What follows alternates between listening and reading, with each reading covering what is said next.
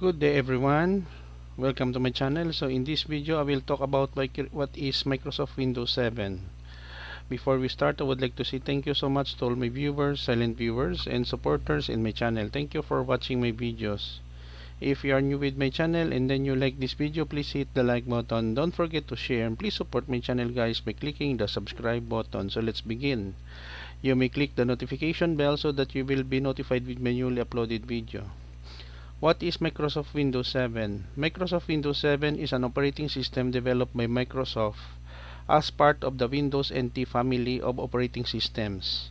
It was released to the general public on October 22, 2009, following the release of Windows Vista.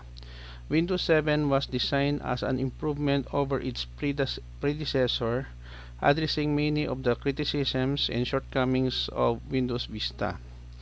Windows 7 introduced several new features and enhancements compared to its predecessor. Some of the notable features include a redesigned taskbar called the Superbar, which combined the functionality of the traditional taskbar with the elements of Windows sidebar.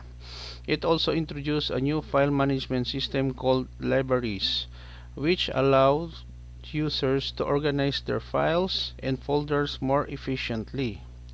Windows 7 also brought improvements in performance and stability, with a focus on optimizing resource usage and minimizing system crashes. It introduced a new version of Windows kernel, enhanced driver support, and improved overall system responsiveness. Another significant addition was the inclusion of a new touch and handwriting recognition system, which enabled better support for touch-enabled devices such as tablets and touchscreens. Additionally, Windows 7 introduced a new version of Internet Explorer version 8 with improved performance, security, and compatibility features. Windows 7 received positive reviews for its improved user interface, stability, and performance. It quickly became one of the most popular operating systems and was widely adopted by individuals and businesses alike.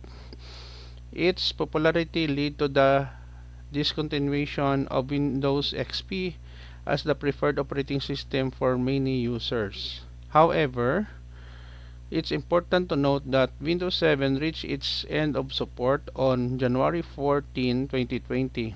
It means that Microsoft no longer provides security updates or technical support for Windows 7, making it potentially vulnerable to the security risks.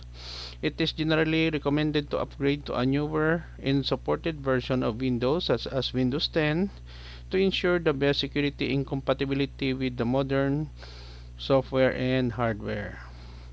Okay guys, so this is the end of my presentation on what is Microsoft Windows 7 operating system from Microsoft. Thank you so much for watching. I hope that you have learned something new in this video. Don't forget to like, share, and please support my channel guys if you're new by clicking the subscribe button.